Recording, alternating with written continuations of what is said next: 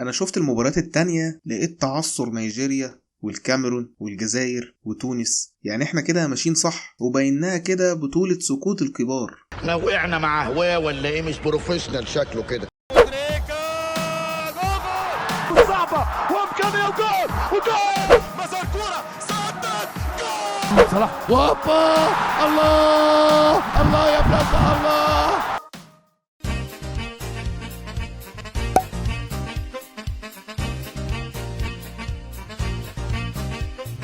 منتخبنا الوطني في تاني مباراة من دور مجموعات كاس أفريقيا 2024 بيتعادل تاني بنتيجة 2-2 تاني، بس المرة دي مع غانا. تشكيل فيتوريا اختلف شوية عن المباراة اللي فاتت. طيب هو مبدئيا اقتنع بانه يبدأ بعمر كمال احسن من محمد هاني، بس لسه ما اقتنعش بفتوح، فربنا يسترها معاه ويقتنع قبل البطولة ما تخلص. وكمان لعب بإمام اساسي في نص الملعب ومرموش جناح شمال. ملامح الشوط الاول كانت باينه ان في تركيز قوي من منتخبنا. البدايه كانت حماسيه ولكن بدون اي خطوره. اغلب الشوط غانا سايبين لنا الاستحواذ بس مقفلين جامد، واحنا كل لعبنا نقلات وتحضيرات كتير بدون وصول للمرمى. لكن طريقه اللعب المره دي فيها التزام اكتر بالمراكز والتحركات قليله، كاننا خايفين ناخد اي ريسك قدامهم. المشكلة ان منتخب غانا كان بيعرف يستخلص مننا الكورة كتير ويحولها لهجمة بسرعة، واحنا لما بنشوف اي حد معاه الكورة بيجري علينا بنتوتر وبنتراجع بسرعة وبتبقى هجمة خطيرة. شوط بالكامل مفهوش حلول ولا ثغرات في دفاع غانا، واحنا ما كانش عندنا غير مفتاح واحد بس وهو عمر مرموش، وده الوحيد اللي بسببه كنا بنعرف نمسك كورة، استلام وتسليم وفتح سبرنتات ومهارة فردية، وحتى لو ما عملش اي حاجة بيعرف ياخد فاول. يعني الكرة معاه دايما مكسب لينا. ملخص فرصنا في الشوط ده: اوفر حلو من عمر كمال محدش كمل فيه، وشوطة ضعيفة من امام عاشور بجانب الاستحواذ السلبي لينا، وفي اخر دقيقتين صلاح بيطلب التغيير عشان مش قادر يكمل بسبب الاصابة، وبينزل مكانه مصطفى فتحي. غالبا منتخب غانا خد دفعة معنوية بسبب التبديل ده، وقدروا يسجلوا الهدف الاول فينا. صاروخ من بره ال18 ما يتصدش، بس برضه في تفاصيل مهمة ادت للهدف ده. مصطفى فتحي اللي لسه نازل اتعامل مع الكورة بشكل مستفز جدا، يعني وانت تحت ضغط مش وقت فزلكة خالص يعني. وطبعا في المكان ده المسؤول الاول والاخير هو لاعب الارتكاز، بس للاسف الارتكاز بتاعنا بيفتقد لاساسيات الكورة. هو مش بيغطي ولا بيضغط، هو بيتنطط كده وخلاص. وطبعا محمد قدوس لقى مساحة يوسع لنفسه ويشوط بعزم ما فيه ويسجل الهدف. معلش يا كابتن نني، اصل قدوس ده بيلعب في الدوري الانجليزي مش قدك، معلش.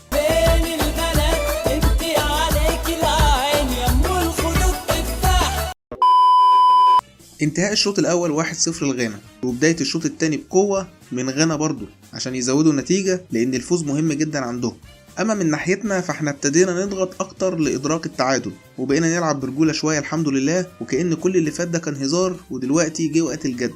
بسبب الضغط ده غانا تراجعوا تاني، وشوفنا نشاط كبير من مرموش اللي عنده الثقة والمهارة وقدر ينقل الثقة دي لزمايله. حاولنا برضو نستغل الكرات الثابتة لكن للأسف مفيش نتيجة. قدرنا بس نستغل فاول نسجل منه هدف، بس للأسف اتحسب اوفسايد، والحقيقة أنا مش عارف هو جول ولا اوفسايد بجد. فأنت ممكن تقولي رأيك في الكومنتات، الكرة دي أنت شايفها إيه، جول ولا اوفسايد؟ وهنا فيتوريا عمل تبديل قلب الماتش حرفيا، تريزيجيه بدل النني، وكده المنتخب بيهاجم بكل الخطوط، والحرية هتبقى بالكامل لمرموش اللي قدر يستغل غلطة دفاع غانا وجري بسرعته ورقص الحارس وسجل التعادل. وهنا بيرجع لنا الامل من تاني. ملحقتش تتهنى يا حبيبي. ده جون ما يدخلش في فريق بيلعب حجز يا جماعه، عيب كده، احنا مش صغيرين في القاره دي. وبعدين بقى يعني احنا مش عارفين نقف على رجلينا دقيقتين على بعض، ويمكن دي اكتر حاجه تعرفك ان مشوارنا مش هيطول في البطوله. ايه البليل اللي انا بعمله ده؟ بس برضو احنا ما خليناش غانا يتهنوا بالجون ده، وسجلنا التعادل برضو بعد دقيقتين.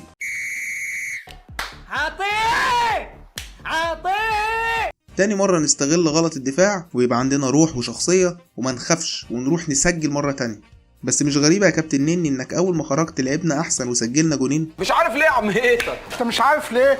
قضاء وقدر، قضاء وقدر يا ابن البومة. ما تبقى من المباراة كان محاولات محترمة جدا مننا ولعب بأداء وروح تحترم الحقيقة، وده فعلا اللي كنا عايزينه. احنا كنا ممكن نكسب على فكرة، لكن القدر يأجل التأهل للمباراة الأخيرة. تعادل تاني، لكن المرة دي طالعين كسبانين حاجات كتير، رجعت لنا الروح والأداء والشخصية. طب ليه بقى ما نلعبش كده من الأول؟ 1. منتخبنا بيعاني جدا دفاعيا ولازم حل في أسرع وقت. 2. اللعب بنص ملعب متوازن بوجود إمام عاشور أحسن بكتير من خطة زيزو اللي بيتطرف فيها دي وشغل الأدوار المركبة الغريب.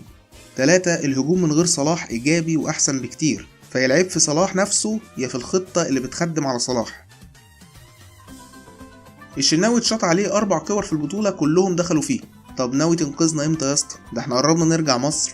حجازي وعبد المنعم كانوا احسن شويه من الماتش اللي فات، بس برضو الدويتو ده عامل مشاكل كتير وحاسس انه مش منسجم، فاستمرار الاتنين مع بعض هيشكل خطر علينا. عمر كمال باك يمين عارف مهامه كويس ودايما نشيط ومخلي جبهته فيها خطوره، عاش يا عمر. محمد حمدي بيعمل مجهود كبير جدا والله وانا محترم ده جدا، لكن هو فعلا امكانياته محدوده ومش هيقدر يقدم اكتر من كده، فالذنب مش ذنبه، ده ذنب المدرب اللي مش فاهم كده. محمد النني مع احترامي برضو للجري والمجهود اللي عمله في الشوط الثاني، ولكن من وجهة نظري هو لا يصلح لممارسة كرة القدم اصلا. ما تفكر تعتزل يا اسطى. لا انا ما اقدرش اسيبك يا جدي، ما اقدرش. لا سيبني بدل ما اسيب الدنيا انا وارحل.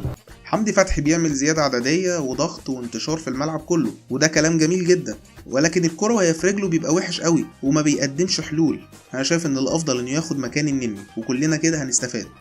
امام عاشور لاعب جوكر ممكن يقوم بكل الادوار في ماتش واحد، حتى لو جه وقت ولعب كورتين 3 غلط ما بيخرجش بره الماتش وبيعرف يرجع بسرعه وعنده قدره يديك 90 دقيقه بنفس القوه والطاقه والحماس.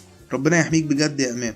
صلاح ما ظهرش تماما في ال40 دقيقه اللي لعبهم، وتقريبا هو لقى ان كل الناس بتشتمه هو بس، فقال انا رايح دماغي واخرج اقعد على الدكه بره بلا ماتش بلا قرف. كل مره تحبسوني انا مش شغال معاكم وهقول لامي طرطور انا ولا ايه؟ مرموش من اول الماتش وهو فايق وهو نقطة القوة عندنا، وده كان مخوف لعيبة غانا جدا، عشان كده كان بيحاولوا يوقفوه حتى بالفاولات. لاعب كويس قدر يشيل المسؤولية ويستغل امكانياته من السرعة والمهارة، ناقصه بس يخف انانية شوية. مصطفى محمد لتاني مرة يثبت لي انه اتطور جامد عن البطولة اللي فاتت وبيقدم دور المهاجم المتكامل، بيركز في التحركات والالتحامات والضغط وبيلعب محطة ويبني لعب ويفضي مساحات وكمان بيسجل اهداف. يا رب تستمر وتكون هداف البطولة يا مصطفى فتحي مش هقدر اقول انه عمل ماتش عظيم يعني، لكن الحقيقة هو كان بيعمل اللي عليه وكان فعال اكتر من صلاح، وبرضه مهارته كانت مفيدة جدا لينا، بس انا شايف ان زيزو كان هيبقى احسن في الماتش ده. تريزيجيه كان نازل كله باور وطاقة وقدر يحرك الفريق مع مرموش، عاش يا تريزيجيه. اخر لاعب هو مروان عطية، نزل كام دقيقة وملحقش يلعب اصلا، ولكن اتمنى يكون ليه دور في الماتشات اللي جايه. في 2017 لعبنا 6 ماتشات دخل فينا 3 اجوان بس، وفي 2022 لعبنا 7 ماتشات دخل فينا جونين بس. المرة دي داخل فينا 4 اجوان وفي اول ماتشين، ده بينه هيبقى مرار طافح. المهم يعني مش هقدر اقول غير ربنا يستر في اللي جاي.